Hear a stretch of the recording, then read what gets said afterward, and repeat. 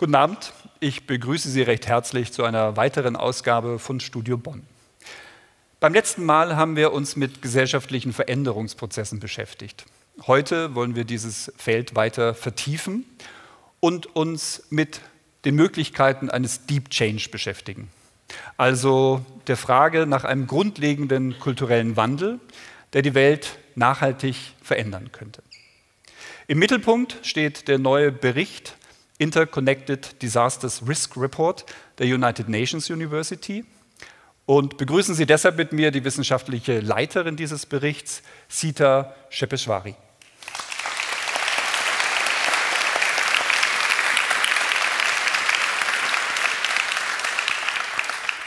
Ich freue mich sehr, dass wir auch heute wieder tolle Gesprächspartnerinnen mit auf dem Podium haben. Leider entschuldigen lässt sich Sevim Atkas, die heute verhindert ist und aus Brüssel leider nicht anreisen kann. Aber nichtsdestotrotz haben wir tolle Leute. Ellen Heinrichs engagiert sich als Gründerin des Bonn-Instituts für einen konstruktiven Journalismus und für die Kraft der positiven Erzählung. Und Oliver Rax setzt sich als Mitglied des Open Governance Network Germanys für emanzipatorische Technologien und eine dateninformierte Gesellschaft ein. Herzlich willkommen.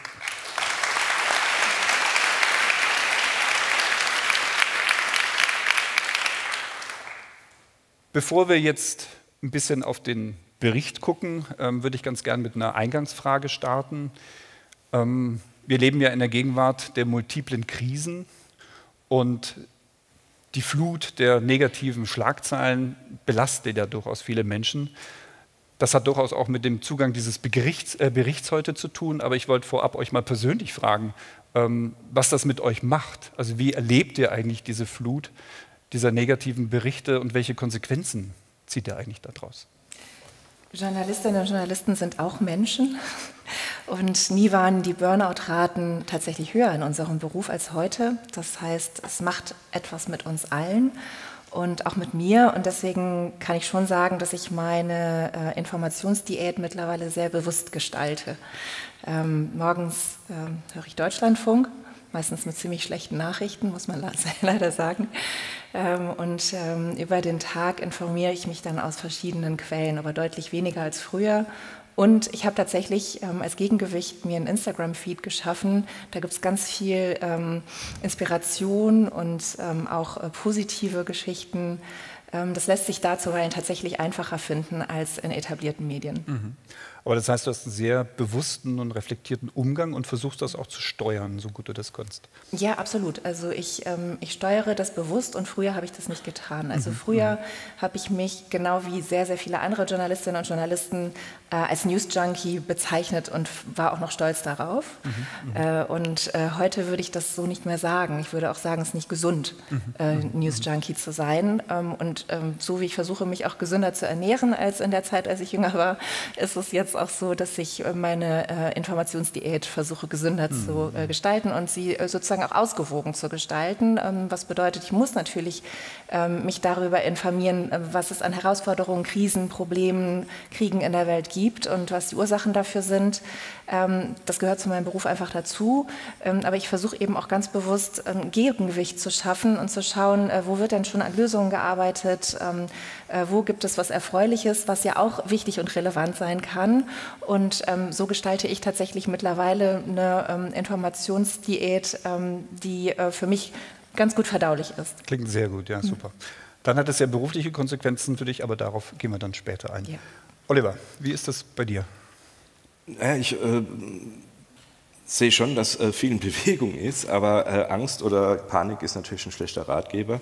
Und gleichzeitig bin ich eben auch ein sehr neugieriger Mensch. Also ich versuche natürlich eine objektive Position einzunehmen und eigentlich eher einen Lustgewinn daran zu bekommen, wie die Dinge zusammenhängen, das, was in Bewegung ist. Und ich will es gar nicht jetzt irgendwie positiv drehen, aber wenn man halt, es gibt auch noch genügend wirklich gute Nachrichten, einfach wie sich Menschheit weiterentwickelt. Es sind jetzt einfach ein paar Störfeuer dazugekommen. Insgesamt finde ich es aber einfach eine spannende Zeit.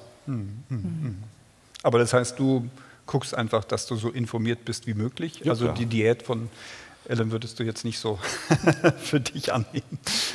Vielleicht mache ich schon natürlich diätisch, da müssen wir jetzt noch genauer ins Detail gehen, wie unsere Diäten eigentlich aussehen, aber bislang fühle ich mich jetzt noch nicht irgendwie überrannt von schlechten Informationen oder dass ich mich davon irgendwie in irgendeiner Weise schlecht draufbringen lasse. Ja, nee, das ist schon wichtig zu hören, ja.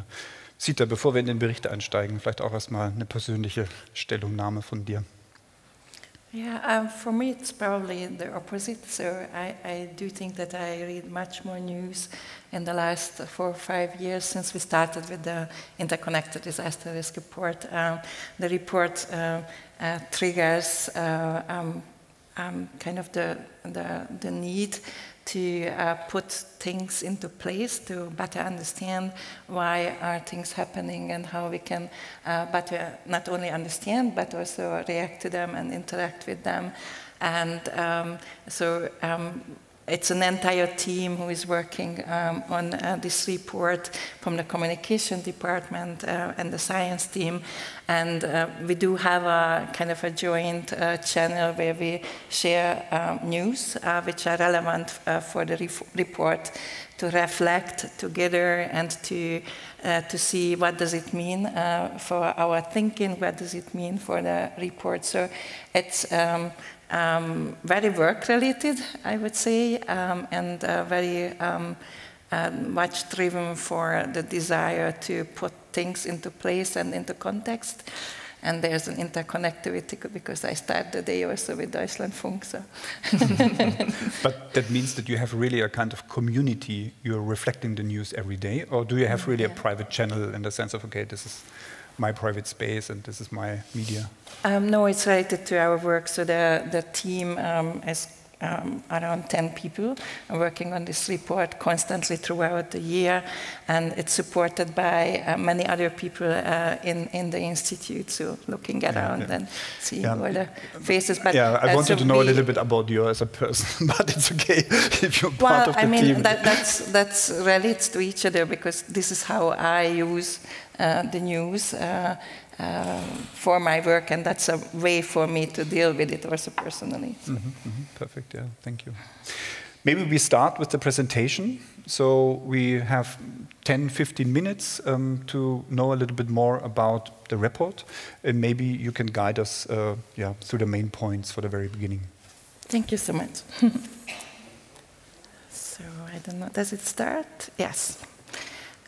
So the report is the fourth report in a series which we called Interconnected Disaster Risk, and this indeed started out in 2020, so in the midst of the corona pandemic, when we felt that we see so many disasters around us, and it's even for us researchers, it was difficult to understand how do they relate to each other, how are they interlinked, and what can we do about them. So the first two editions really focused on disasters and doing a forensic analysis to understand kind of the social construction of disasters. So not so much focusing on the hazard part, but the social construction of disasters. Then we moved on, looked into risk tipping points and see how kind of our systems are driven by our actions and by our choices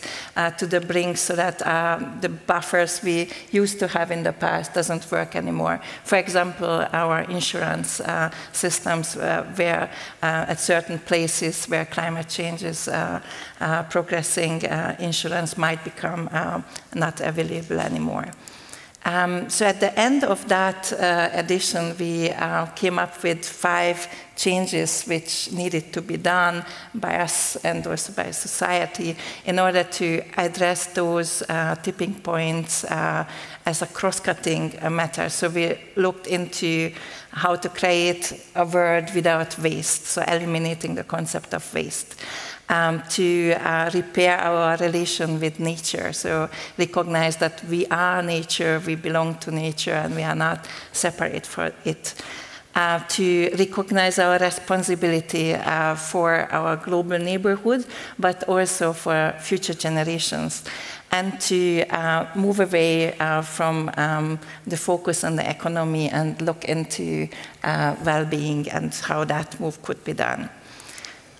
So the current report focuses on this change and how the change can happen. And you have seen here all these shadows, and we are working together with a design agency, and the idea was that what you see in front, that's our present, like this, that tree.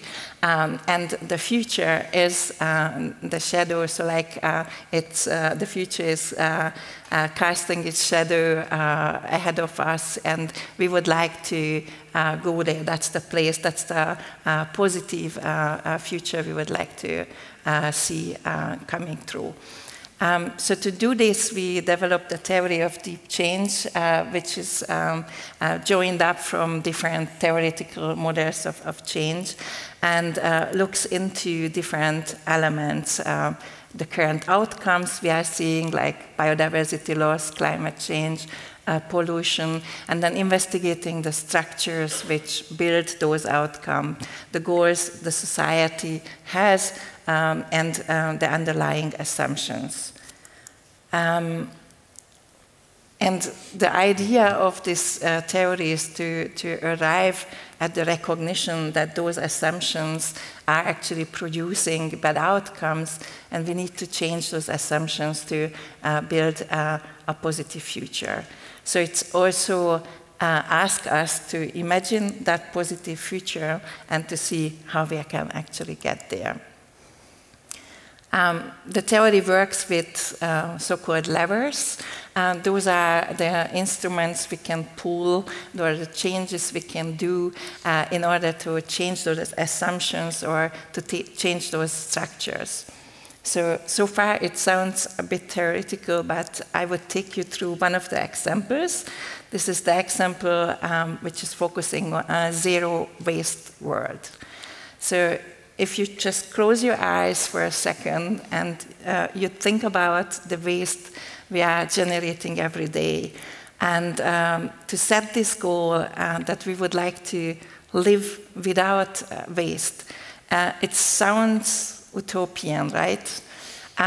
So this is what the report helps you to try, to take you through, think through why do we have such an amount of waste, and what are the elements we can truly change to move away from that.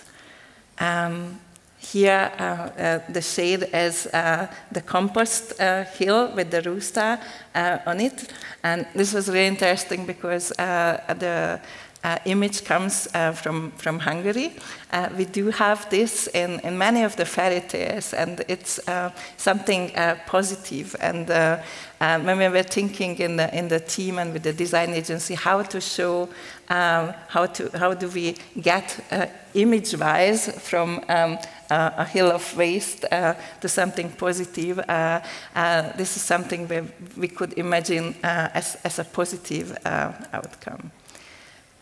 So going through the scientific analysis and looking into the things which actually drives us into waste pollution, I do not want to take you all these elements, but I would like to look at the assumptions we have there, like very deep assumptions that we experience every day, that we think that something new is better than something old, that more is better than less, that economic progress is linked to consumption. And many times when we hear the news and we hear that consumption rate is going down, we start to get worried. And these are very much ingrained. And if we go to the city shopping and we get an offer, you can get 3 for the price of 2. How many of us would say, yes, I am taking the 3? And how many of us would reflect, do I really need 3 of those items. So these are things which happen with us every day. We make our decisions, and those decisions add up, and so that the goals of the systems are around producing more, consuming more, and the respective structures are built in a way such as planned obsolescence, which support this kind of production.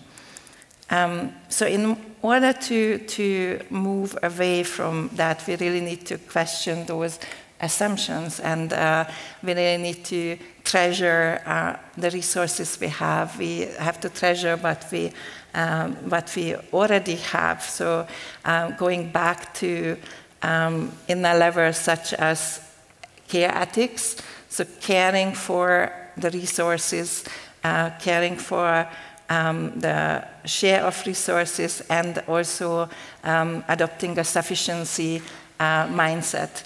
And sufficiency is not equal to limiting ourselves, but sufficiency is more related to treasuring what we have and thinking that this is actually enough. So moving forward, just as an example, composting is a very simple measure many of us can do, but only few actually do today. And if we embed composting in our overall vision for a zero-waste society, then it's a very important contribution to closing resource loops and have a resource sustainability. But composting is, of course, not enough. So one of the examples the report shows is a zero-waste town in Japan, which is zero waste already since more than 20 years. Composting is a very important part of it, but it comes also with recycling, reuse, repair, repurpose. The inhabitants set the goal that they really want to live zero waste. So it's an inner decision or a Haltung. And this is then combined with the structural changes. So the waste, which is not called waste anymore, so the resources are collected in more than 40 different categories. And for each of these categories, there is a pathway how it will be used further. Who will use it? It will be exchanged, it will be recycled, repaired, and so on.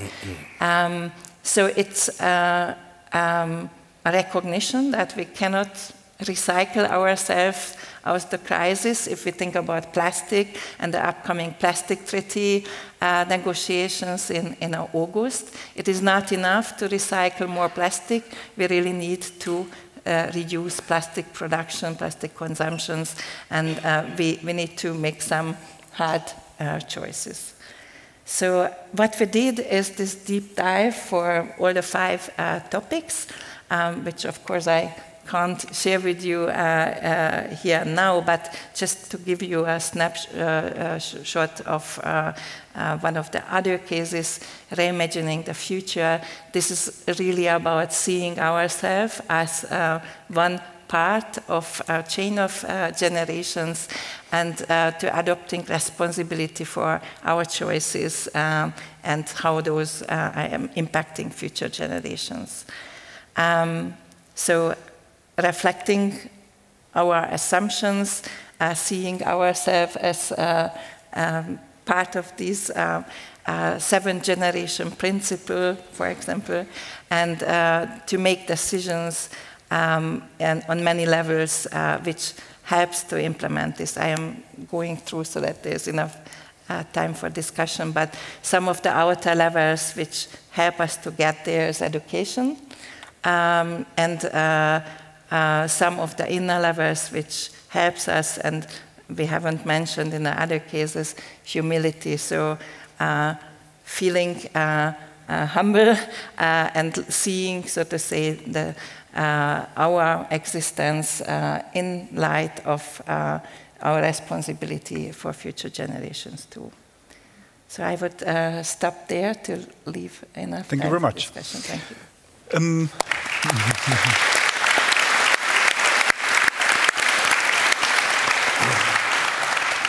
Für alle, die sich dafür interessieren, der ausführliche Bericht ist auch online zu finden unter Interconnected Risks Report. Nee, interconnectedrisks.com oder so, also das googelt man relativ schnell. Vielleicht um die Sachen so ein bisschen einzuordnen. Du hast es ja eingangs gesagt, ihr habt euch in den vorherigen Berichten immer erstmal nur mit den Desastern beschäftigt und mit den Zusammenhängen, wie die Katastrophen auch noch dann sich gegenseitig beeinflussen.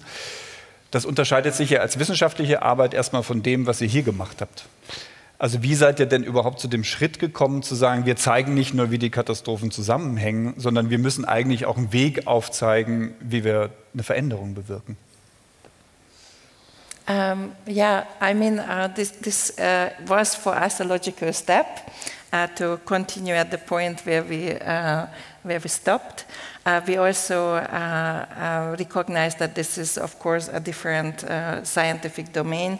We have a very diverse interdisciplinary group of scientists working on it, but we also additionally invited a sociologist sitting here to help us to shape the report with additional perspectives. But we also have an anthropologist on the team, ecologist, risk scientist, so resource scientist. So it's a diverse group, and we're also reaching out to our colleagues within the institute who add their diverse expertise to it.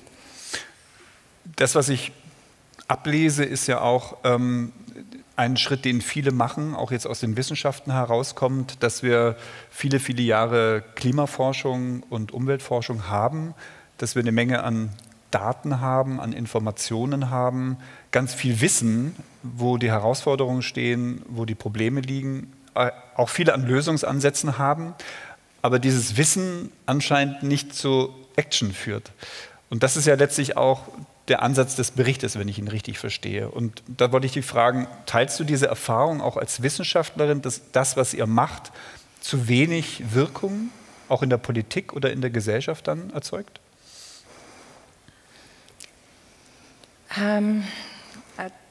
Too little, I don't know, but it's hard work. I think that this is also why I'm enjoying being on this panel with different perspectives, because one scientist cannot do all steps in one person. You can't do the science, the policy, and the practice, and the implementation. So it needs to be a joint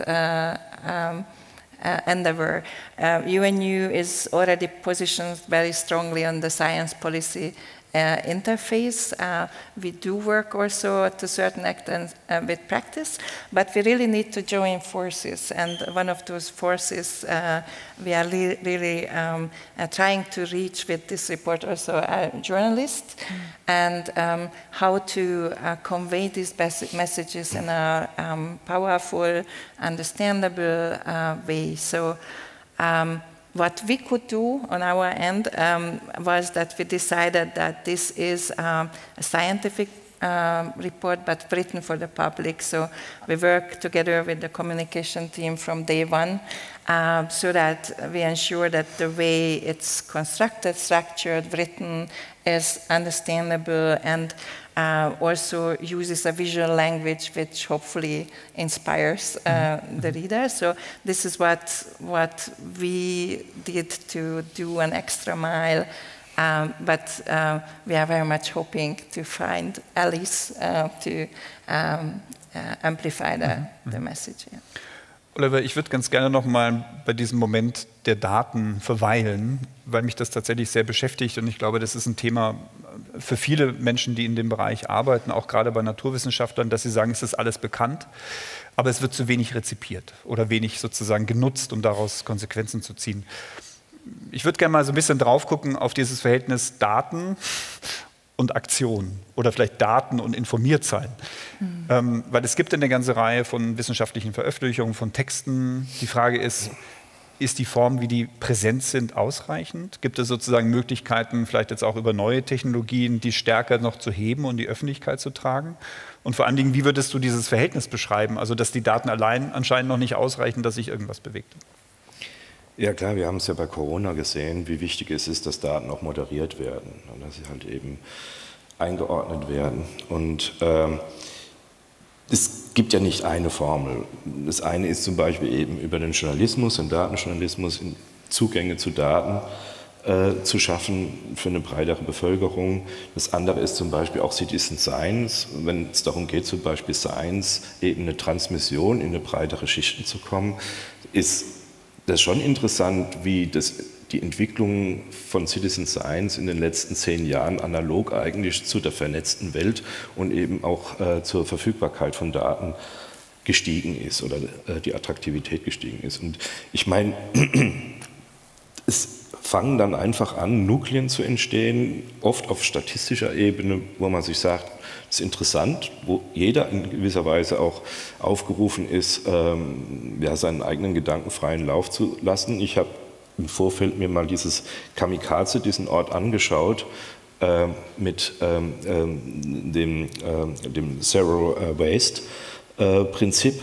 Und was auffällig ist, es gehört zu den Orten auf der Welt mit dem höchsten Altersdurchschnitt.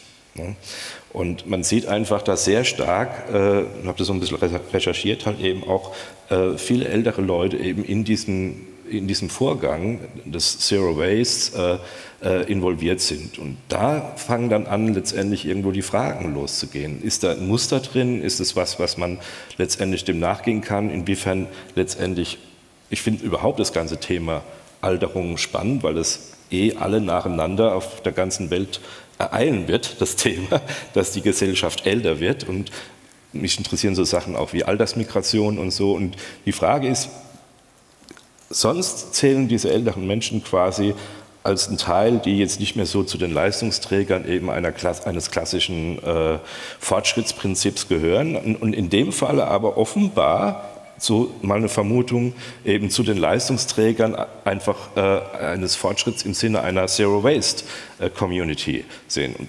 Und wenn man da beginnt, quasi, das war jetzt ein bisschen durch die kalte Küche vom Datenthema dahin, aber der Anlass war eben eine Statistik, dass dort eben mitunter die älteste Gesellschaft auf der Welt ist. Und wenn man dann anfängt, quasi als Individuum, als Citoyen sich auch Gedanken zu machen, dann hat man einfach Zugänge zu Themen, die man halt sonst irgendwie die man sich selbst erarbeitet hat und nicht einfach als Narrativ aufoktroyiert bekommen hat. Insofern finde ich eben das Datenthema da ein spannendes Thema, weil es in gewisser Weise auch ein neutrales Terrain ist, auch stark zu einer Objektivierung beitragen kann, weil es sehr faktisch, sehr zahlenlastig ist und dass man von dort aus aber letztendlich, und das finde ich, hat Corona eigentlich schon auch ganz gut gezeigt, eben gab es schon breite Bevölkerungsschichten, die sich plötzlich auf Statistik eingelassen haben und in gewisser Weise, der Bayerische Rundfunk hatte das mal präsentiert, noch während Corona, BR Online hatte mit Abstand die meisten Zugriffszahlen auf deren Datendashboard. Eigentlich eine langweilige Geschichte, ohne ein großes Prosa, ohne großes Narrativ, sondern wirklich einfach Datendiagramme, ein bisschen interaktiv aufbereitet, dataficated, wie man so schön sagt. Und dann gab es offenbar hinreichend viele Menschen, die sagen, ich fange an, meine Selbstwirksamkeit, meine eigene Planung an Daten auszurichten, weil vielleicht so auch meine individuelle Situation ich für mich persönlich selbst eben aus dieser Erkenntnis besser ableiten kann, als quasi generell in Form einer Regel. Da steckt ja jetzt einiges so an Angeboten drin. Ich würde mal so 2, 3 Sachen rausgreifen wollen. Also wenn ich dich richtig verstehe, bekommen die Daten dann eine Relevanz, wenn sie mich persönlich angehen. Ja, also im Sinne von Corona, ich muss irgendwie reagieren, ich will mich informieren, oder was das japanische Beispiel gebracht hat, auch sowas wie einer gemeinschaftlichen Praxis, also alle praktizieren das. Und das Zweite ist, das ist jetzt auch nur eine These, weil ich das Beispiel vor Ort nicht kenne, aber so wie du es beschreibst, kann man ja auch diese Alterung, also das Älterwerden der Gesellschaft in einem positiven Sinne vielleicht auch so interpretieren, dass man sagt, okay, da gibt es so eine Art von kollektiver Praxis, die eben sehr bewusst mit dem umgeht, was man hat, weil es muss ja, also es ist wirklich eher eine Form von Wertschätzung, von Handhabung, von Praxis zu gucken, was hat man, wie kann man das sozusagen reproduzieren, wie kann man das recyceln, wie kann man das Zero-Waste-Prinzip einhalten. Und das ist ja eigentlich schon sehr ein bewusster Umgang mit der Umwelt, aber auch mit sich selber, was vielleicht dann tatsächlich auch so einen gesundheitlichen Aspekt hat. Ja, ist nur eine These, aber es könnte eventuell darauf hinauslaufen. Ich würde mal, Ellen, zu dir kommen wollen. Also wenn wir jetzt sagen, okay, es gibt schon so Mechanismen, wo interessierte Bürgerinnen und Bürger auf vorhandene Daten zugreifen. Trotzdem würde ich nochmal die Ausgangsthese unterstützen wollen, dass sehr viele Daten gerade im Bereich Klimaschutz vorliegen und sich halt immer die Frage stellt, okay, wie bringt man das jetzt an die Leute? Sita hat ja von sich aus auch gesagt, sie sucht die Partnerschaft mit den Medien, um diese Dinge in die breitere Öffentlichkeit zu tragen. Wie siehst du die Rolle der Medien in dem Zusammenhang? Also ist das, würdest du sagen, das Klimathema taucht in den Medien zu wenig auf oder auch diese Art und Weise, vielleicht jetzt in Sitas Sinne mit der Veränderung auch darauf hinzuwirken, taucht in den Medien zu wenig auf? Also da gibt es eigentlich ganz gute Studien dazu, zuletzt auch von der Malisa-Stiftung, die schon sagen, es gibt zu wenig Berichterstattung in den Medien über die Klimakrise und es gibt auch nicht flächendeckend Berichterstattung. Wir haben natürlich ganz ausgezeichnete Klimajournalistinnen und Klimajournalisten, die sich bestens auskennen, naturwissenschaftlich versiert sind. Wir wissen, das ist die Minderheit. Die meisten von uns sind Geisteswissenschaftler und scheuen sich auch zurück, all diese Daten zu nutzen und zu analysieren, die es ja ohne Zweifel gibt. Wir haben ganz viele Lokaljournalistinnen und Journalisten, die eigentlich über ein unfassbares Potenzial verfügen, die Öffentlichkeit zu erreichen zu dem Klimathema. Gerade vor Ort, gerade wo es die Menschen ja angeht und wo man das ganz gut erklären könnte, was eigentlich vor Ort passiert und was man auch tun kann. Auch das passiert nicht hinreichend. Und dann gibt es natürlich auch noch den ganzen breiten Bereich der fiktionalen Medien, wo wir, wenn wir mal gut nachdenken, noch in jedem Tatort gesehen haben, der um die Weihnachtszeit gedreht wurde, dass es da schneit, beispielsweise. In den ganzen fiktionalen Medien findet die Klimakrise ebenfalls nicht statt. Und auch da gibt es ganz, ganz viel Potenzial, das eben noch nicht genutzt wird. Und um vielleicht gleich den Faden aufzugreifen, also wir haben ja eingangs festgehalten, dass Sita jetzt als Wissenschaftlerin eigentlich zu dem Punkt gekommen ist, dass sie über die Katastrophen nicht nur berichtet und die Zusammenhänge erklärt, sondern diesen nächsten Schritt geht und quasi Zukunftsperspektiven aufzeigt, wie es funktionieren kann. Würdest du eine analoge Bewegung auch im Journalismus beobachten oder vielleicht vorantreiben wollen? Also was ich ja toll finde an dem, vielleicht, ja. Was ich toll finde an dem Bericht ist, dass er ja fordert, dass wir gemeinsame wünschenswerte Zukünfte uns vorstellen sollen. Und das geht ja weit darüber hinaus, dass wir uns Daten anschauen und nach Daten handeln, sondern das zahlt ja sehr stark darauf ein, dass es hier auch um Gefühle geht. Ja, dass wir wirklich als Menschen ja ganzheitlich an diese Klimakrise ran müssen, weil sie uns auch ganzheitlich betrifft. Wenn ich mal schaue, über 60% der jungen Menschen sagen, dass sie sich weltweit sagen, dass sie sich ernsthaft Sorgen machen, dass sie Angst haben im Zuge der Klimakrise. Über 40% sagen, dass das sogar ihren Alltag beeinträchtigt, dass sie sich so Sorgen machen. Klimaangst ist unfassbar oft gegoogelt worden. Das ist ein sprunghafter Anstieg in den vergangenen Jahren, den man da bei Google sozusagen sehen kann. Das heißt, wir reden hier überhaupt nicht über das Problem, dass es zu wenig Informationen gibt. Wir reden darüber, dass diese Informationen rein auf die kognitive Ebene zielen und uns nicht mitnehmen und wir auch keine gemeinsame Vision davon haben, wie wir in die Zukunft kommen auf eine gute Art und Weise, wo wir uns gut fühlen. Das ist wirklich ein Problem auch im Journalismus, dass der unglaublich auf den Intellekt zielt. Also nehmen wir mal das Beispiel Faktenchecks. Da denken Journalistinnen und Journalisten, wenn sie Lügen nachweisen in den Äußerungen von Rechtsextremen beispielsweise, dann würden Leute die nicht mehr wählen. Das ist natürlich absolut schon längst erwiesen, dass das nicht funktioniert, weil Da geht es auch wieder um Gefühle, um Vertrauen beispielsweise, um Zugehörigkeit. Das heißt, im Journalismus müssen wir wirklich lernen, auch gerade bei der Klimakrise, die uns allen so viel Angst macht, auch den Journalistinnen und Journalisten, dass wir überlegen, wie können wir aus dieser Angst rauskommen. Und das können wir natürlich, indem wir anders Bericht erstatten, indem wir so Themen wie Lösungsorientierung und wünschenswerte Zukünfte, gemeinsame Visionen viel stärker mit in die Berichterstattung reinnehmen. Bloß das fällt eben Journalistinnen und Journalisten schwer, weil das kann man noch nicht sehen. Ja, wir sind ja trainiert darauf, über das zu berichten, was wir schon sehen können und analysieren können, das Heute und das Gestern. Jetzt müssen wir uns aber mit dem Morgen beschäftigen und dem Heute. Und da müssen wir im Journalismus eben ganz neue Mechanismen und Handwerkszeug entwickeln, um das eben besser zu tun im Sinne einer wirklichen Gemeinwohlorientierung des Journalismus, die ja da ist, weil wir sagen, wir sind die 4. Säule der Demokratie. Das heißt, wir müssen jetzt auch was leisten, gerade in dieser krisenhaften Situation.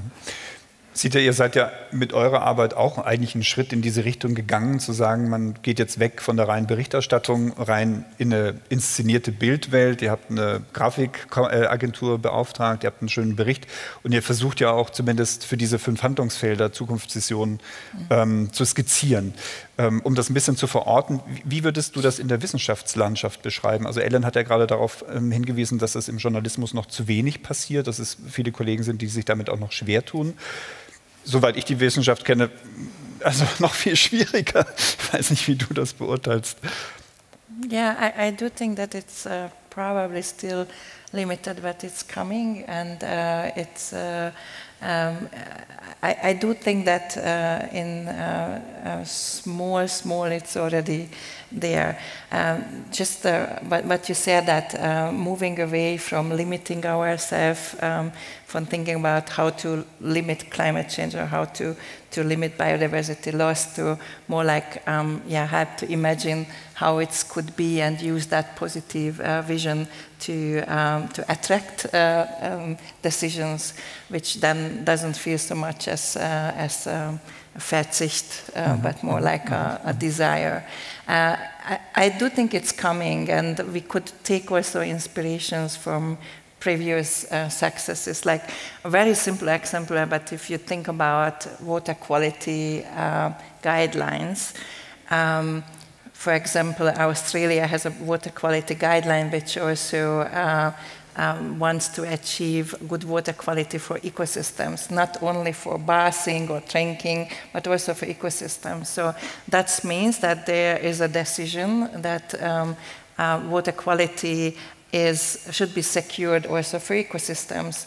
And this is a deliberate societal decision, and then your actions need to follow suit, and you need to strive to get there. Your guidelines need to support that, your decisions need to support that.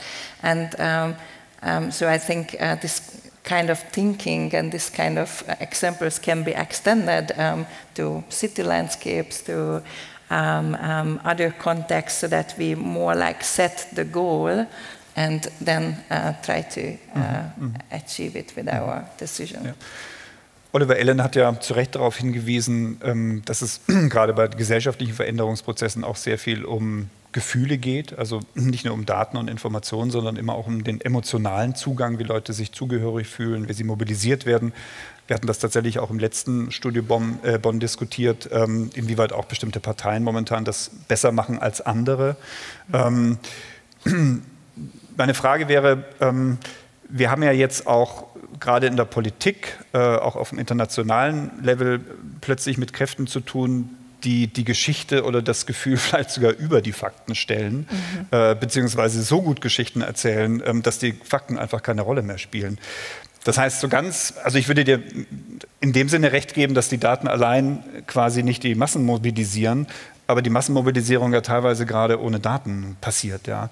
Und die Frage wäre schon, wie man dieses Verhältnis gewissermaßen zwischen informiert sein im Sinne von einer wissenschaftlichen Grundlage hin zu sowas wie einer Zukunftsvision, die daraus resultiert, verknüpft mit sowas wie einem gesellschaftlichen Aushandelsprozess. Darf ich noch mal kurz? Ja, weil es klar, eigentlich ja meine Frage. Ja. Habe jetzt aber Oliver gefragt. Nein, er kann einen Moment drüber nachdenken, Ellen gerne. Nee, also ich finde das ganz lustig, weil das ist wieder dieses Entweder-Oder, aber es muss zusammengedacht werden. Die Gefühlsebene und die faktenbasierte Berichterstattung. Da gibt es überhaupt gar keinen Gegensatz. Das wollte ich jetzt nur gerade noch mal richtig stellen, nicht, dass da ein falscher Eindruck entsteht. Natürlich brauchen wir gerade jetzt, wo Fakten scheinbar überhaupt in manchen Bereichen keine Rolle mehr zu spielen scheinen, brauchen wir total dringend einen faktenbasierten Journalismus, aber eben einen, der die Menschen auch da abholt, wo sie gerade sind. Also wir haben in Deutschland über 60% Leute, die sagen, ich vermeide immer mal wieder die Nachrichten, weil du kommst nicht schlecht drauf, aber sehr, sehr viele andere Menschen fühlen sich nahezu psychisch beeinträchtigt von den überwiegend schlechten Nachrichten, insbesondere natürlich zur Klimakrise. Und da haben wir einfach eine Herausforderung, weil wir wollen ja Menschen, die gut informiert sind, um auch letztlich gut informierte Wahlentscheidungen zu treffen. Und dafür ist es eben wichtig, dass man lösungsorientiert berichtet, mit eben dem Blick auf, was du gerade sagtest, Sita, es gibt ja Dinge, die wir auch schon geschafft haben. Ja, also wir haben das Ozonloch zum Beispiel geschlossen. Wir haben das geschafft. Daran muss auch Journalismus immer mal wieder erinnern. Der Rhein ist mittlerweile so sauber, dass man, wenn es nicht so gefährlich wäre, da auch baden könnte und so weiter und so fort. Das heißt, wir müssen im Journalismus immer wieder auch an Erfolge erinnern und die Menschen aus dem, was man in der Psychologie so gerne diese erlernte Hilflosigkeit nennt, rauszuholen und das Gefühl zu erzeugen, man könnte etwas tun.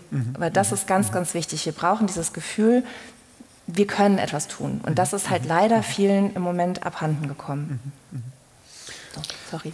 Alles gut. Also ich glaube, es geht darum, die Dinge zusammenzudenken, aber auch teilweise nicht zusammenzudenken, sondern zu gucken, um welche Adressaten geht es. Die Menschen sind unterschiedlich und ich meine, klar, das Doomscrolling, weil ich finde schon, dass eigentlich zu viel Emotion da ist. Und als ich noch journalistisch tätig war, habe ich von Redaktionen, die ich beliefert habe, oft, es war so schon Ende 90er, Anfang Nullerjahre, immer gesagt bekommen, wir brauchen mehr Emo und Konfro. Ne? Teilweise war das mehr was? Mehr Emo und Konfro, mehr Emotion und Konfrontation. Das ist schon immer leider ein Verkaufsprinzip von Information und hat sich natürlich verstärkt in der Konkurrenzsituation von Informationen und natürlich auch nochmal stimuliert durch Algorithmen.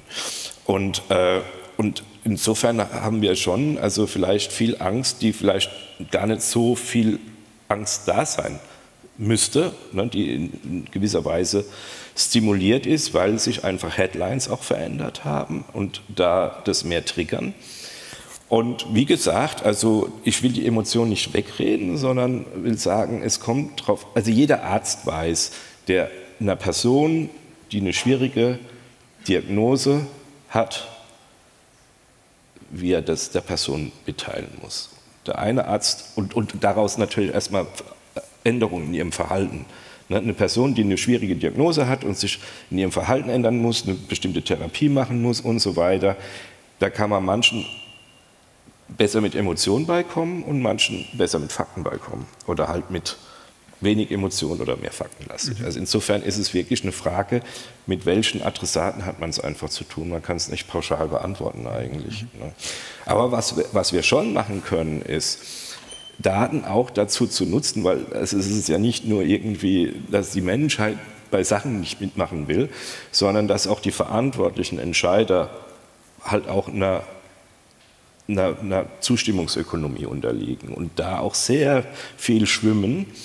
Und wie kriegt man diese Entscheider in einen Verbindlichkeitskorridor hinein? Und da können Daten schon eine Rolle spielen, weil sie letztendlich helfen, Ziele, die ausgesprochen worden sind, mit Zahlenwerten zu unterlegen.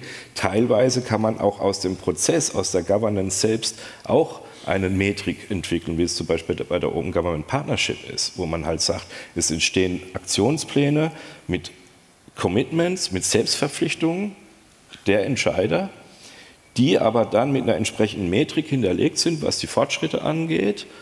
und dann in eine Datenbank reingehen, dass sie letztendlich auch ein gewisses kompetitives Momentum unter den verschiedenen Akteuren in einem Governance-System oder Governance-Regime entsteht. Ne? Lass uns das mal ein bisschen aufdröseln, weil das ist ja doch ein bisschen komplexer. Also Governance würde ja erstmal sozusagen bedeuten, dass man jetzt nicht von klassischer Parteipolitik spricht, sondern dass es eine Form ist, auch die Bürgerschaft, die Bürgerinnen und Bürger mit einzubeziehen und sie letztlich zu ermächtigen, auch auf der Grundlage von Informationen, die zur Verfügung gestellt werden, dann tatsächlich auch Entscheidungen zu treffen und sowas wie kollektives Handeln zu motivieren. Richtig? Auch und kollektives Oversight. Also Oversight Activities ist so in Deutsch schwer, also Beaufsichtigung der Entscheider der Politik. Ne? Und kannst du aus deinem Feld sozusagen so ein Momentum beschreiben, wo du sagst, okay, also es gibt ja diese Kollektive, also ähnlich wie wir jetzt die positiven Geschichten in Japan gehört haben, ähnlich wie wir sozusagen im Journalismus diese Inseln haben, wo auch positive Geschichten erzählt werden oder lösungsorientierte, gibt es ja in dem Kontext, wo Menschen sich quasi in der Digitalisierung engagieren, ja auch viele positive Beispiele. Hast du vielleicht ein, zwei für uns so ein bisschen nochmal als Konkretisierung?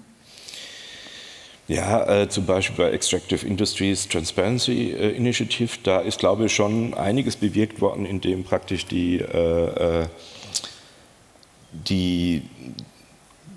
Nahme an Bodenschätzen dokumentiert ist, in Daten dokumentiert ist, dass es ausgehandelt wird zwischen den, man muss auch sagen, es geht auch um professionalisierte Zivilgesellschaft und wirklich schon auch um NGOs, die spezialisiert sind eben im Zusammenspiel mit den Verantwortlichen und der Politik eben Ziele zu definieren und da einen Weg zu machen. Wenn man mal praktisch, es entsteht ja mehr als jetzt nur praktisch die Aufsicht, auch eine gewisse Co-Creation Situation, die in meinen Augen auch, wenn man wieder zurück auf Corona, ganz gut als Beispiel zu sehen war, als das Kanzleramt die Corona-Warn-App an den Start bringen wollte. Hat das so überall eigentlich auf der Welt so ein bisschen angefangen, ein bisschen bei den Südkoreanern, dann haben die Franzosen und hin und her und oft war eigentlich ein zentrales System in der Diskussion. Und man hat hier eine starke digitalpolitische Zivilgesellschaft in Deutschland, die von Anfang an und auch überhaupt eine starke Technikfolgenkultur und Privacy-Kultur in Deutschland. Und man hat dann gesagt, es wird schwierig, diese Anwendung unter die Bevölkerung zu bekommen.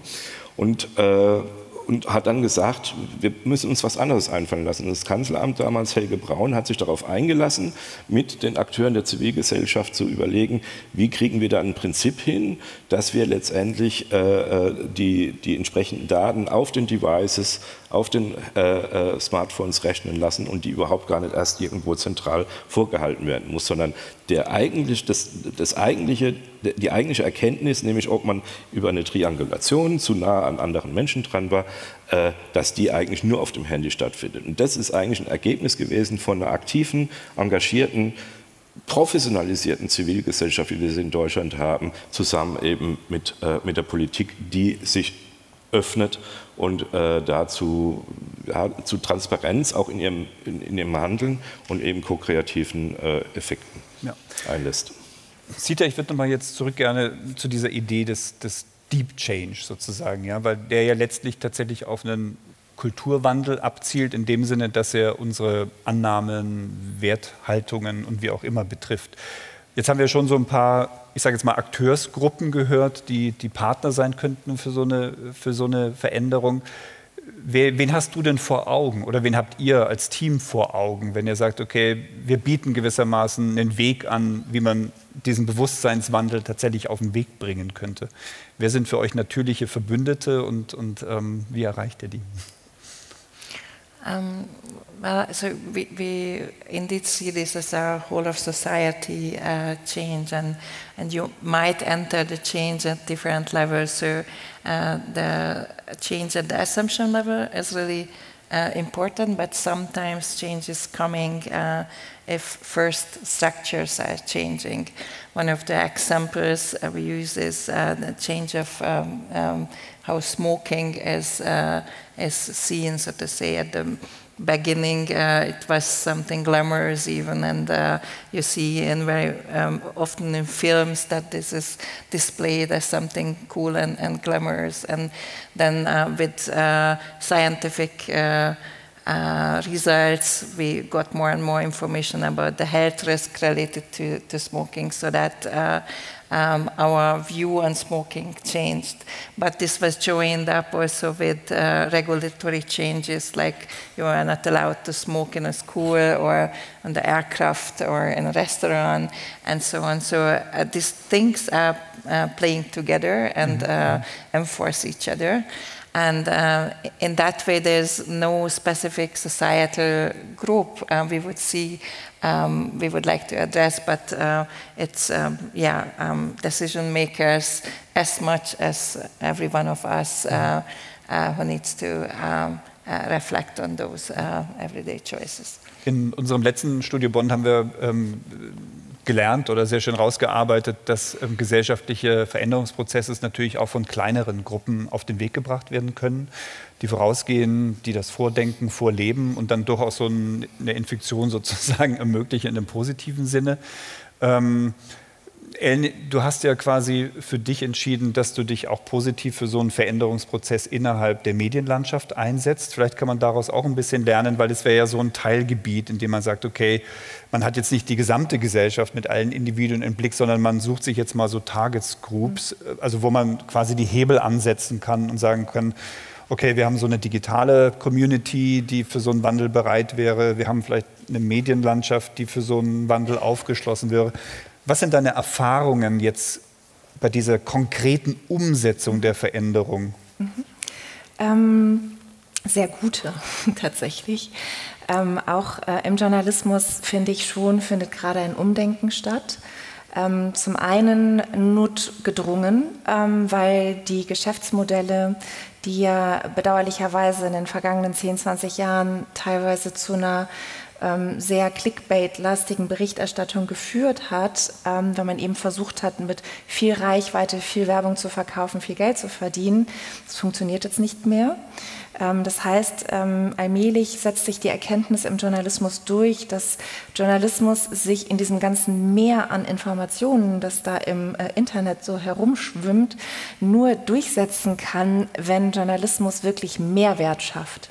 Das heißt, in irgendeiner Weise Menschen weiterhilft, beispielsweise ihnen hilft, in schwierigen Zeiten klarzukommen, Orientierung zu haben, Dinge besser zu verstehen, Vorbilder zu finden, Lösungen zu sehen. Und gerade im Bereich Klimajournalismus bietet sich das natürlich an, und wir beim Bonn-Institut, die wir eben mit Redaktionen in ganz Deutschland und auch international zusammenarbeiten, wir sehen, dass da eine große Bereitschaft ist, tatsächlich auch zu verstehen, wie können wir denn lösungsorientiert berichten, ohne Schönfärberei oder Greenwashing zu betreiben. Und da bieten wir eben ganz konkrete Hilfestellungen an, indem wir zeigen, dass man Lösungen beispielsweise genauso kritisch unter die Lupe nehmen kann als Journalistin, wie man üblicherweise das Problem anschaut. Hättest du ein Beispiel für uns? Also Oliver hat ja zu Recht darauf hingewiesen, wenn man krank ist, muss der Arzt einem irgendwie die Diagnose vermitteln, aber man muss sie ja erfahren, sonst kann man nicht agieren. Das heißt, wie berichtet man dann über ein Desaster?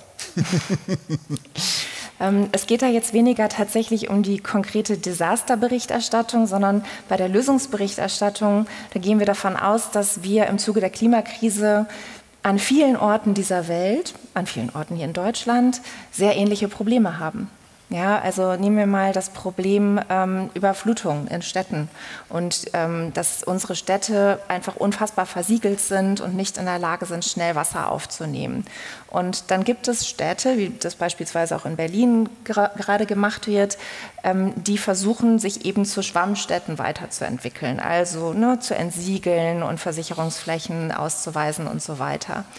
Und eine Berichterstattung, die jetzt das Beispiel Berlin, nehmen wir es einfach mal, kritisch überprüft dahingehend, wie genau funktioniert das? Wie profitieren Menschen vor Ort davon? Kann man das auch an anderen Orten machen? Und was funktioniert noch nicht? Also was sind die Grenzen dieser Lösung auch? diese Art von lösungsorientierter Berichterstattung ist wirklich hilfreich, weil sie eben anschlussfähig ist an ganz viele Orte, die genau mit diesem Problem zu tun haben. Und so ist der Blick auf Probleme zu verengt in der Klimakrise. Wir müssen eben auch auf Lösungen schauen, damit wir möglichst alle davon profitieren. Und das ist dann tatsächlich sehr, sehr relevanter Journalismus. Und da bin ich wieder bei den Daten, denn die Medienhäuser können sehen, dass diese Stücke total gut genutzt werden. Also im Hinblick auf Reichweite zum Teil, aber vor allem im Hinblick auf die Intensität der Nutzung. Das heißt, die Menschen lesen das richtig lange und die beschäftigen sich damit. Und das ist eben ein Hinweis darauf, dass es genau dieser Mehrwert ist, nach dem sie gesucht haben. Und das ist eine sehr gute Nachricht, weil einerseits wir es so schaffen, Menschen gut zu informieren und aber auch für die Medienorganisation eine gute Nachricht, weil so auch wieder Vertrauen in die Arbeit von Journalistinnen und Journalisten entsteht und am Ende des Tages eben auch die Möglichkeit, beispielsweise Abos zu verkaufen und wirtschaftlich wieder gut Fuß zu fassen und am Markt zu bestehen. Das heißt, solche Allianzen wie jetzt mit CITA sind eigentlich produktiv, weil es Wissenschaftler gibt, die sich damit schon beschäftigen und Optionen aufzeigen. Und der Part der Journalisten würde dann eben daran bestehen, das nochmal umfassend in den Blick zu nehmen, auch in die größere Öffentlichkeit zu tragen. Ja, genau. Also wir bieten da beispielsweise Fortbildungen an für Journalistinnen und Journalisten, wo wir gezielt eben auch mit Organisationen zusammenarbeiten, die Daten zur Verfügung stellen, die auch Daten erklären können, die auch erklären können, dass es auch schon ganz viel Wissen über Lösungen gibt in der Wissenschaft, die aber eben noch nicht ihren Weg in die Öffentlichkeit gefunden haben, weil es noch zu wenig Brücken gibt zwischen Wissenschaft und Öffentlichkeit. Und genau diese Brücke könnten Journalistinnen und Journalisten schließen. Das ist genau ihre Aufgabe. Und dabei braucht es eben tatsächlich noch ein bisschen neues Handwerkszeug und gegenseitiges auch Verständnis, also dass Journalistinnen und Journalisten beispielsweise gezwungen sind, sehr, sehr komplexe wissenschaftliche Forschung doch ein Stück weit zu vereinfachen. Und da muss man sich noch ein bisschen annähern gegenseitig, aber ich sehe da schon durchaus ein großes Interesse, weil auch im Journalismus wir wissen, dass tatsächlich, wenn ich hier auf Deutschland schaue, ein ganz, ganz überwiegender Teil der Bevölkerung absolut der Meinung ist, die Klimakrise ist eines der größten Probleme, die wir haben. Und die haben aber noch nicht so eine Vorstellung, wie kommen wir denn da raus? Und ich glaube, das kann natürlich der Journalismus absolut nicht alleine lösen. Da ist total die Politik gefragt und auch viele andere Akteure. Aber Journalismus kann schon und sollte für mein Dafürhalten auch unbedingt da einen wichtigen Beitrag leisten, um eben aus so einer angstbesetzten Erstarrtheit, die wir ja zum Teil erleben, rauszukommen in ein gemeinschaftliches Handeln im Sinne einer guten Zukunft für möglichst viele Menschen, die hier in dem Land leben oder die weltweit leben, wenn wir mal auf den gesamten Planeten schauen, was wir ja tun müssen. Ich meine, das eine ist sozusagen, die Zukunftsbilder aufzuzeigen und Vorbilder zu kommunizieren und zu zeigen, wie es gehen kann. Aus dem digitalen Kontext gibt es natürlich diese wunderbaren Challenges. Also wir hatten das letzte Mal ja Laguna de la Vera von der Sprint-Organisation hier, also Sprunginnovation. Oliver, vielleicht aus dem Kontext heraus, da gibt es ja auch international wunderbare Beispiele, wo Communities sich organisieren, um eine entsprechende Herausforderung und dann ganz konkrete Visionen für sich selber auch entwickeln, die dann aber auch ganz konkret umgesetzt werden können, oder? Ja, wobei, da muss man auch aufpassen, das ist teilweise die Trends, also zum Beispiel Hackathons oder dergleichen, sind teilweise schon auch ziemlich gekapert worden, wo es teilweise auch wo wirklich IP, Intellectual Property und überhaupt Engagement abgezogen worden ist, ohne dass es wirklich, sagen wir es mal so, auf eine dauerhafte gemeinsame Zusammenarbeit zwischen den Akteuren gab. Ob das jetzt aus der Politik ist, beziehungsweise aus der Exekutive oder auch irgendwie von Unternehmen, die natürlich solche Instrumente genutzt haben. Deswegen bin ich bei dem Thema ein bisschen vorsichtiger geworden. Es muss irgendwie besser geplant sein, es muss klarer geregelt sein vorher, was die oder beziehungsweise was mit den Ergebnissen passiert, wer eigentlich da wirklich was von hat oder ob halt irgendwie Menschen dabei ausgenutzt werden. Aber ich wollte noch auf was anderes eingehen, und zwar wenn wir jetzt einen konstruktive, lösungsorientierte Journalismus haben, dann ist es auch deswegen wichtig, weil wir müssen ja auch noch einen diskursiven Raum, also nicht den nicht-journalistischen öffentlichen Raum, der auch in gewisser Weise schon teilweise publizistische Wirkung ja entfaltet. Ich finde es ja gut, eine Demokratisierung von Reichweite hat schon stattgefunden, bei allen Nebenwirkungen. Und da sind natürlich die Medien, die professionellen Medien, sowie auch praktisch bei professioneller Zivilgesellschaft, also Profession ist schon ein wichtiges Wort dabei, wichtig, dass sie als Rollenmodelle möglichst in die Gesellschaft hineinwirken und eben,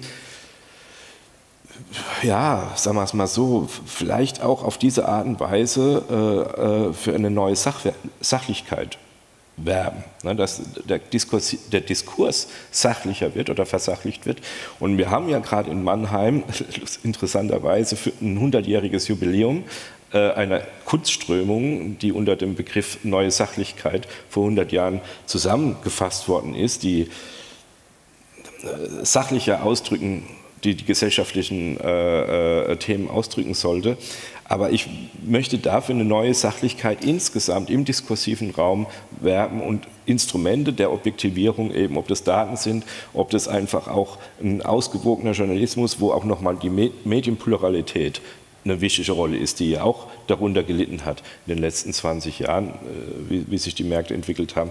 Das sind alles wichtige Sachen, wie bei uns eigentlich Wissensproduktion über zig und Jahrhunderte Jahre gelaufen ist, die sehr sich zu Negativen verändert haben.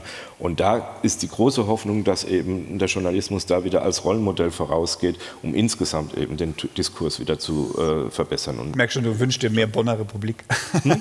Du wünschst dir mehr Bonner Republik. Aber um das mal ein bisschen zu sortieren. Also, schön, dass wir hier sind. Genau. Ja, genau. Also ich höre schon raus, dass es dir quasi um eine Versachlichung der Debatten geht, was natürlich jetzt vor dem Hintergrund der Aufheizungen, der Konfrontationen Sinn macht. Aber wir haben ja jetzt sozusagen über eine positive Form von Emotionalität gesprochen, die sozusagen es schafft, auch eine Wirksamkeit zu entwickeln. Und vielleicht können wir, Ellen, da noch mal ein bisschen reingehen, worin diese Wirksamkeit des Positiven besteht, nicht nur für die, also auch für die Journalisten, aber auch für die Leser. Also es geht ja nicht darum, jetzt komplett zu versachlichen, sondern es geht auch nicht darum, die Debatten jetzt aufzuheizen wegen der Klickzahlen, sondern es geht ja ganz im Gegenteil darum, sowas wie eine Love-Bombing zu betreiben, letzter Konsequenz. Nicht ganz. Ja, klär es, deswegen bist du ja da. Ja, also es geht schon auch darum, sachlich zu informieren. Und leider ist die Lage auch nicht gut. Und im Journalismus sind wir nicht dazu da, das zu beschönigen. Allerdings, ich sage immer gerne, ist es wichtig, die Welt mit beiden Augen zu betrachten. Das bedeutet, wir dürfen nicht nur darauf fokussiert sein, was alles schiefläuft, sondern wir können auch gerne sehen, wer schon daran arbeitet, dass es besser wird.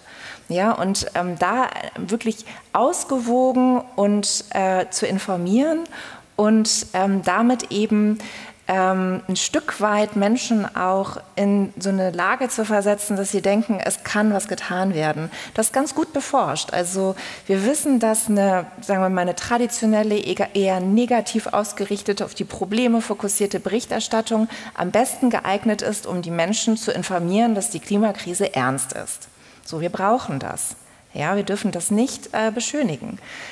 Wir wissen aber auch, dass eine konstruktive, lösungsorientierte Berichterstattung am besten dazu geeignet ist, dass Menschen sagen, ich kann mir jetzt vorstellen, dass ich was tun könnte. Das heißt leider nicht, dass sie dann was tun, muss man sagen. Auch die Möglichkeiten des Journalismus sind irgendwo dann begrenzt. Jedoch ist das Beste, was wir im Moment erreichen können, dass Menschen von sich sagen, doch ja, ich habe gesehen, andere tun was, ich habe gesehen, da kann man auch Erfolge erzielen, kann ich mir vorstellen, dass ich da mitziehe. Und das wäre schon ein großer Fortschritt. Ne? Und ich glaube auch noch was Zweites, was passieren muss, zusätzlich zu dieser eher lösungsorientierten, konstruktiven Berichterstattung, dass wir im Journalismus hingehen oder überhaupt in unserer Gesellschaft und uns auch gegenseitig besser zuhören. Ja, also bisher war Journalismus immer dieses relativ kraftstrotzende, selbstbewusste Sagen, was ist. So ein bisschen von oben herab auch erklären, was ist ja Sache. Und ich glaube, heute, you said humility, brauchen wir ein bisschen mehr Demut und sollten als Journalisten auch erstmal hören, was ist. Ja? Und beispielsweise mit dem Bonn Institut organisieren wir einmal im Jahr ein großes Journalismusfestival hier mitten in Bonn.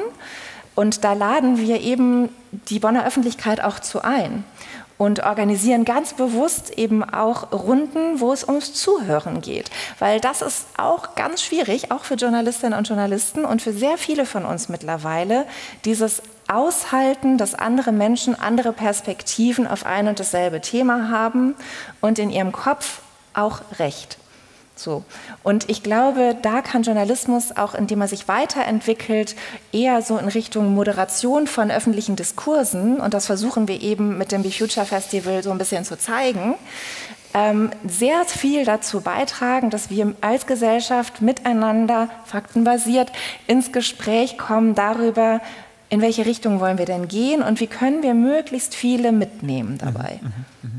Das ist ein guter Punkt. Du wolltest, war das eine Meldung, oder? Yes, I just wanted to add a point because I feel like also expanding the room and with whom are we interacting, scientists or journalists, so for example coming to this house and creating a different space than we are usually having, and a different audience, and to try to create this echo chamber, so to say, in a very targeted way, and sometimes also going to difficult places where you expect that probably people do not are in line with your thinking, so to say. So challenge yourself, and one of those spaces is also interaction with young people. I don't know. I know you have also teenage family members at home, and I do too. And I really feel that is a challenge and something which pushes our understanding how the world is today and what could be possible. And I think using that power stronger and letting us also lead into difficult conversations would be really helpful. Ich würde auch gerne auf den Punkt nochmal eingehen, weil du hattest ja in deiner Präsentation auch davon gesprochen, dass der Deep Change eigentlich durch diesen Bewusstseinswandel auch vollzogen wird.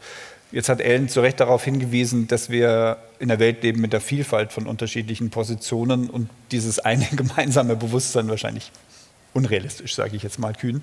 Aber was natürlich schon stimmt, ist, dass man sozusagen Spielregeln entwickeln kann, mit denen man mit dieser Vielfalt auch umgehen kann.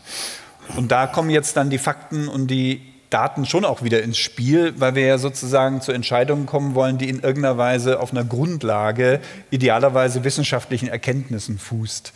Und das führt mich so ein bisschen zu der Frage, inwieweit sieht er vielleicht auch an dich adressiert, vielleicht auch in der Gegenwart leben, wo das, was jetzt spätestens seit der Aufklärung unsere Diskussionskultur zumindest im Westen maßgeblich mitgeprägt hat, auch ein bisschen in die Krise geraten ist. Also ein wissenschaftsorientierter, argumentierender, zuhörender, das bessere Argument gewinnt orientierter Diskurs. Und das hat ja schon auch ein bisschen mit den Geschichten zu tun, also sowohl im Positiven wie im Negativen. Also ich sehe natürlich das Potenzial der Geschichten, ich sehe auch, wie wichtig die sind, ich weiß, wie sie mobilisieren können.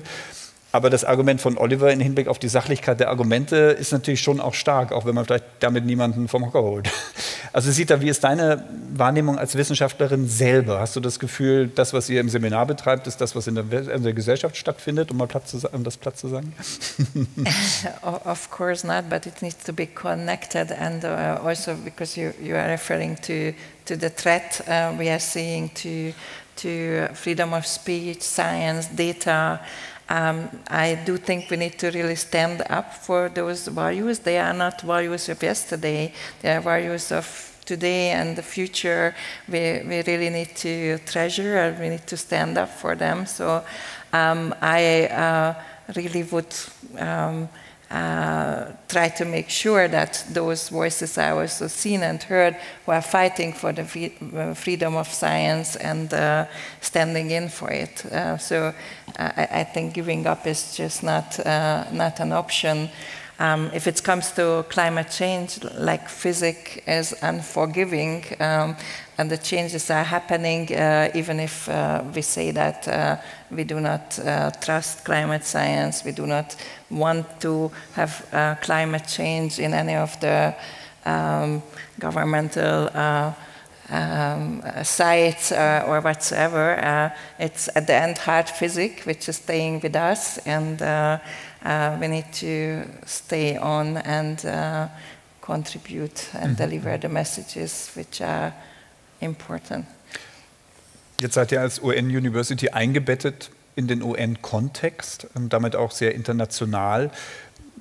Wie ist die Perspektive? Also jetzt habt ihr diesen wunderbaren Bericht, aber sagt ihr jetzt, Ellen hier, Journalistin, jetzt bring das mal in die Welt? Oder geht es weiter und sagt ihr, okay, wir haben jetzt nicht nur eine Perspektive, wie eine Veränderung stattfindet, aber wir überlegen uns jetzt vielleicht auch mit den Partnern auf UN-Ebene, das weiter zu verfolgen? For sure, so we do take up and bring those ideas also to the science policy fora, including within the UN, and also in terms of research, we aim to continue and to go on.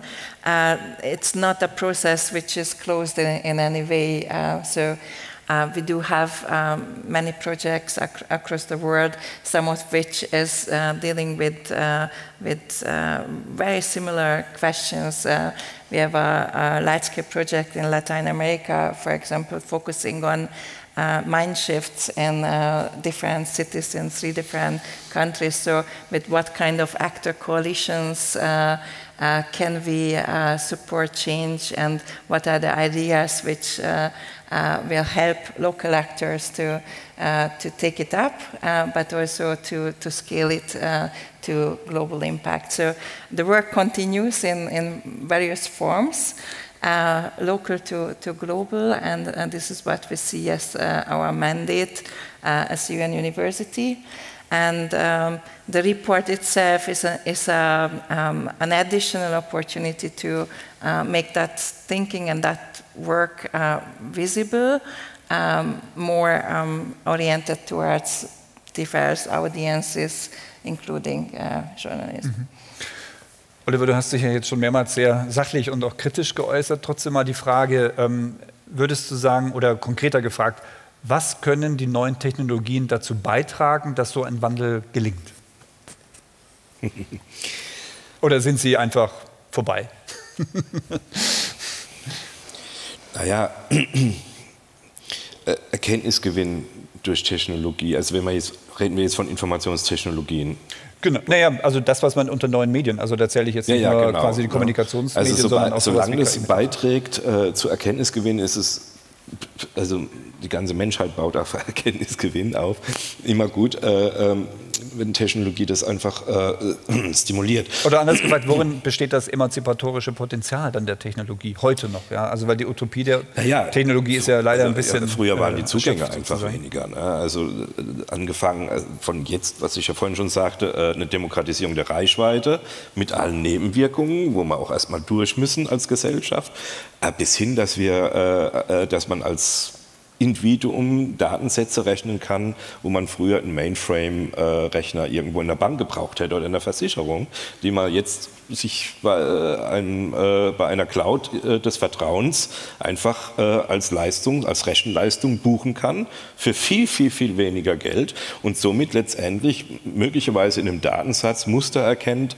oder halt Outliers, also Spitzen erkennt, Signale erkennt, die sonst nur jemand mit den entsprechenden Ressourcen bekommen hätte. Und deswegen finde ich es eigentlich auch ziemlich wichtig, dass die Informationsgrundlage auch so offen wie möglich ist. Da gehört also wirklich alles rein. Da gehört auch rein, wer zum Beispiel von Klimaerwärmung profitiert, auch welche Regionen vielleicht von Klimaerwärmung profitieren. Wir brauchen das ganze Bild.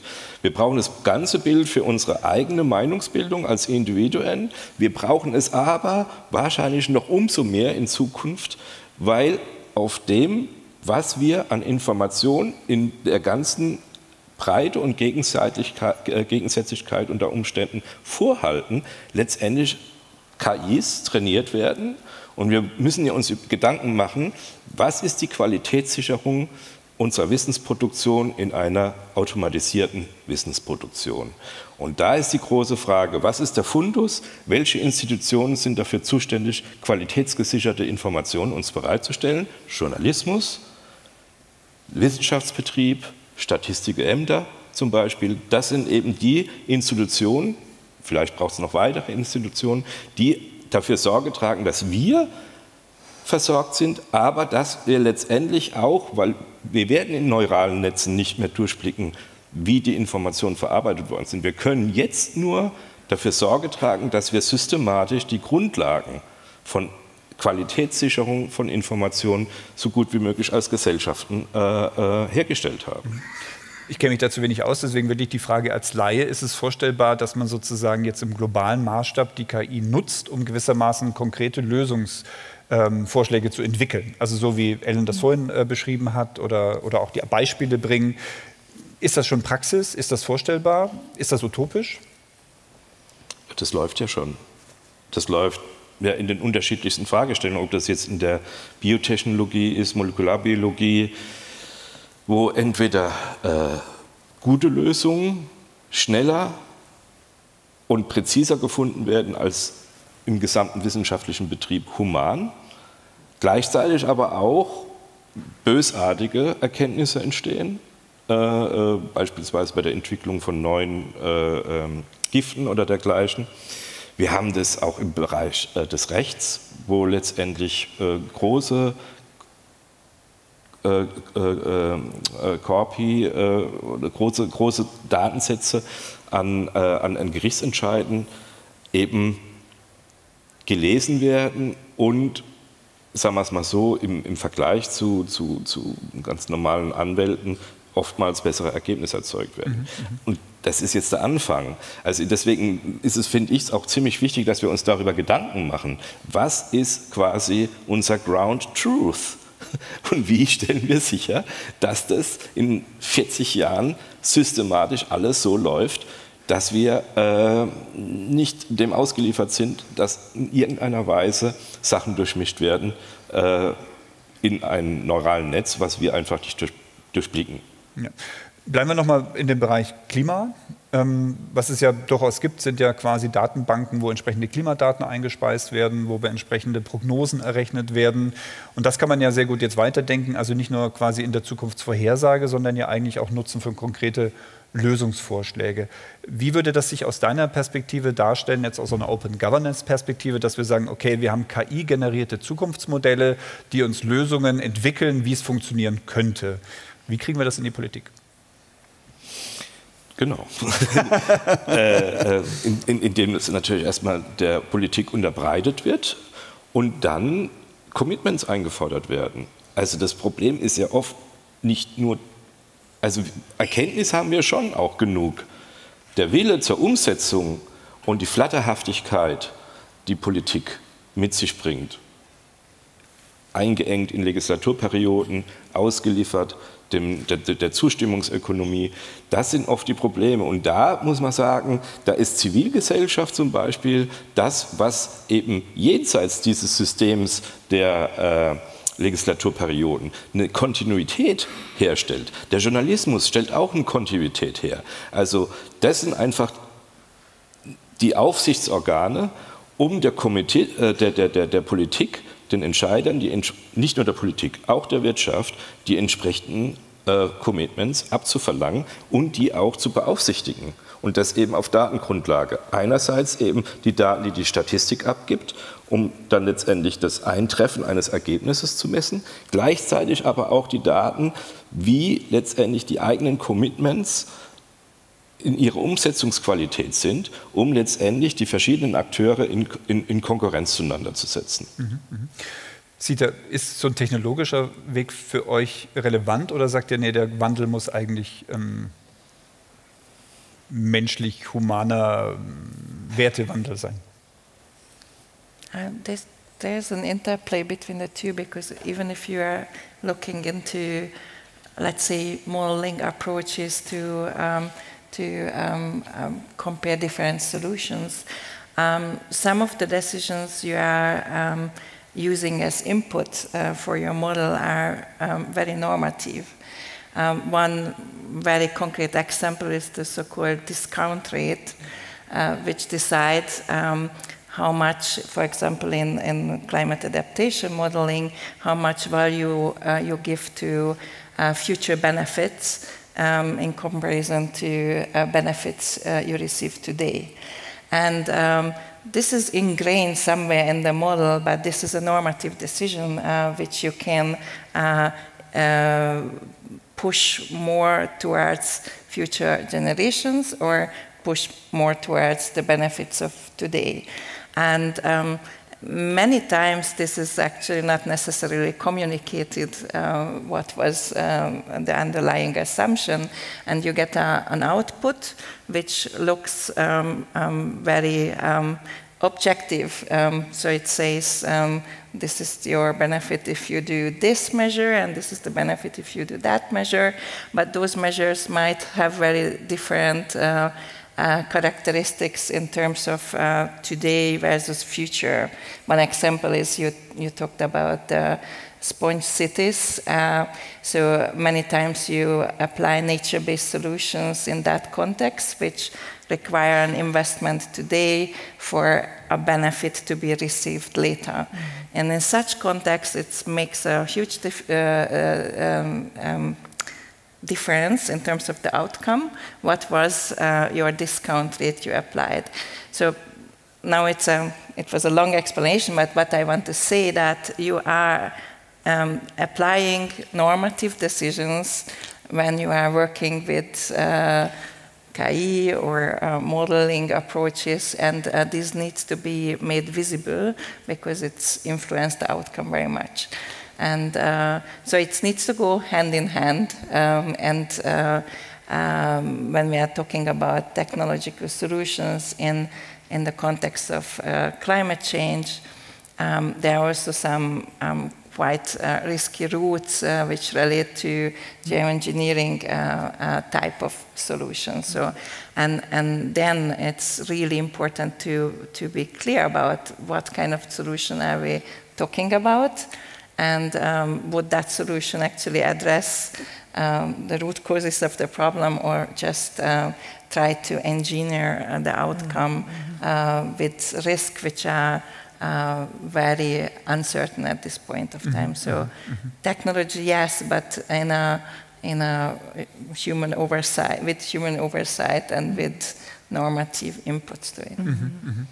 Ich würde gerne noch mal so ein bisschen auf die internationale Ebene zurückkommen. Wir sitzen ja jetzt in Bonn. Du hattest schon gesagt, dass ihr über euer UN-Netzwerk letztlich global mit Initiativen zusammenarbeitet, die tatsächlich auch konkret praktische Projekte umsetzen, dass ihr aber natürlich auch im wissenschaftlichen Diskurs international vernetzt seid. Das könnte einen ja erstmal so auch sehr optimistisch stimmen, dass sowas wie eine Bewegung und eine Veränderung da auf den Weg gebracht wird, trotz aller negativen Tendenzen, die wir ohnehin haben jetzt. Ich würde da gerne nochmal nachfragen. Also du hast schon skizziert, wie jetzt diese nächsten Schritte aussehen. Trotzdem braucht es ja sowas wie eine globale Anstrengung, diesen Weg auch konsequent weiter zu beschreiten. Yes, I mean, I couldn't agree more.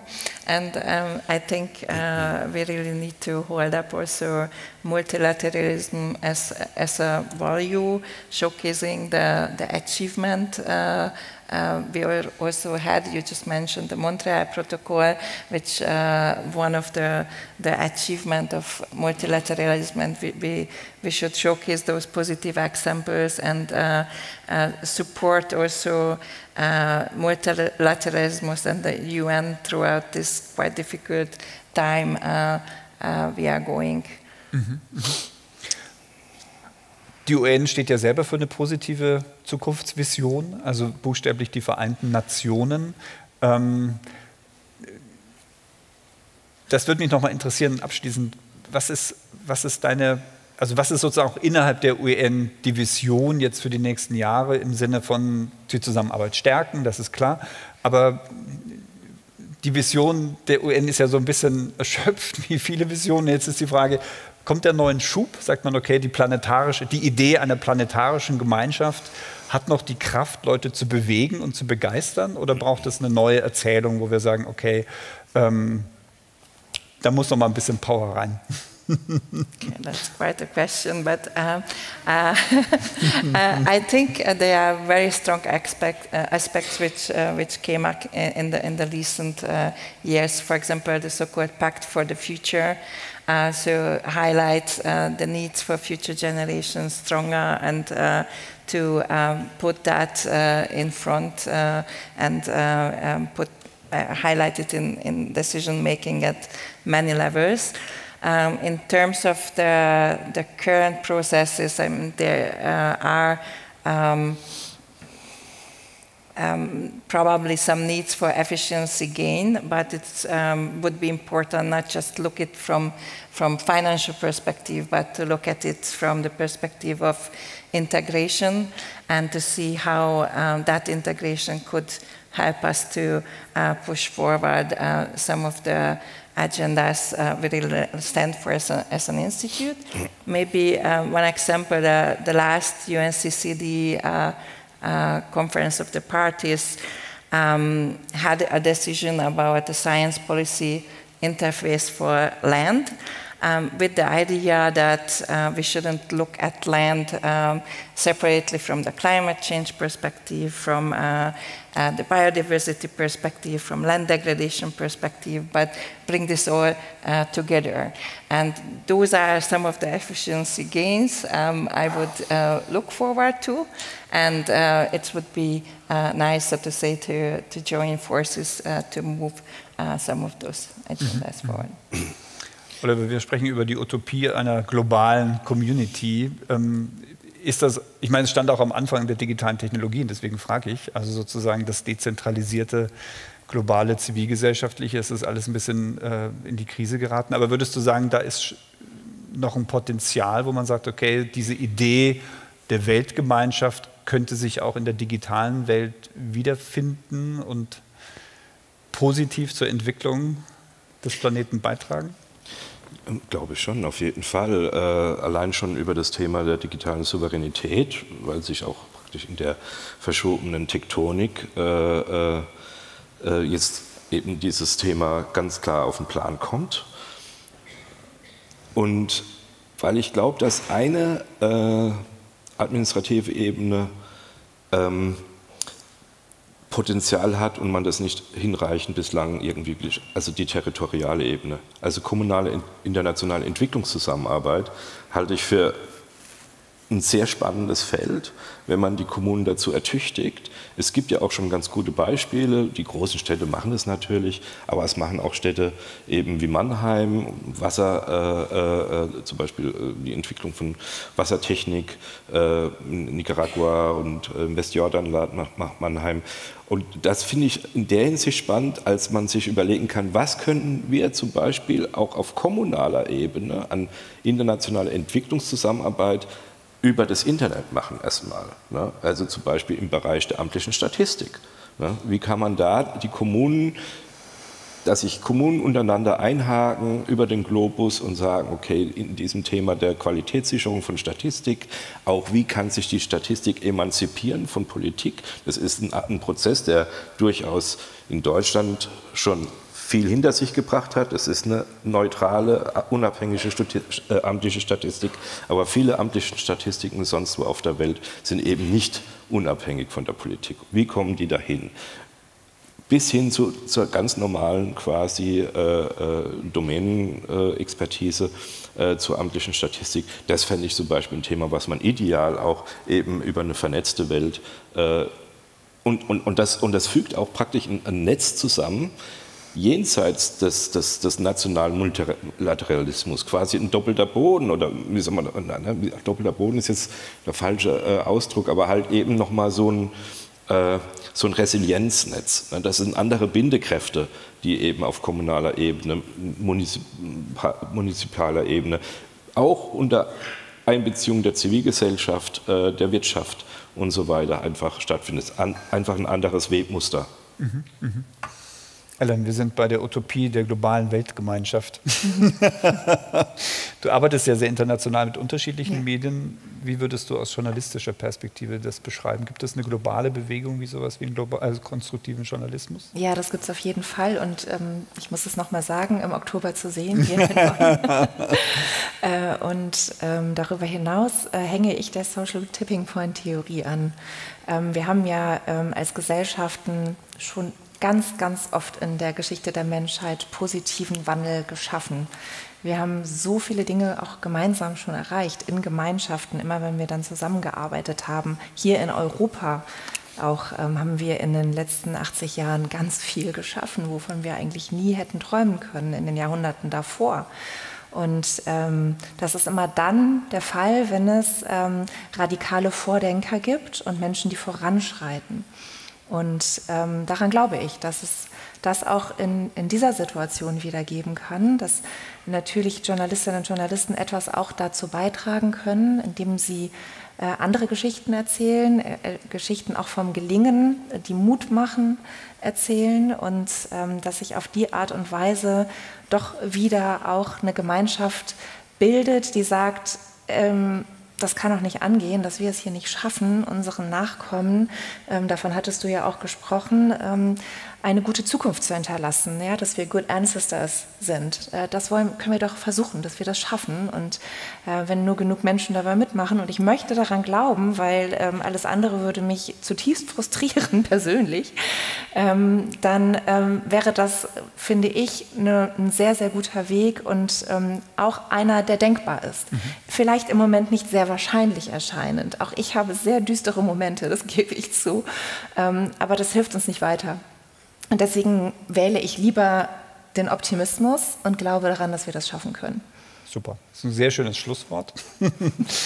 Auch das würde ich heute so stehen lassen wollen. Vielen, vielen Dank. Ich glaube, wir haben einen spannenden Parcours hinter uns. Ich will jetzt gar nicht alles zusammenfassen, was ich super interessant fand, aber was, glaube ich, sehr schön herausgearbeitet worden ist, dass es gar nicht ganz utopisch ist, sich auf so einen Veränderungsprozess einzulassen, dass es gelingen kann, wenn wir mehrere kleine Gruppierungen, die voranschreiten, mobilisieren, wenn wir sozusagen auch miteinander zusammenarbeiten. Ich glaube, das ist ein ganz wichtiges Stichwort, das Miteinander in den Vordergrund zu stellen. Und dann besteht vielleicht tatsächlich Grund zur Hoffnung. Es lohnt sich auf alle Fälle, sich dafür zu engagieren und dafür zu kämpfen. Und ich bedanke mich ganz herzlich für die Aufmerksamkeit, für das konzentrierte Zuhören. Freue mich sehr, bedanke mich ganz herzlich für den Input und tschüss, bis zum nächsten Mal.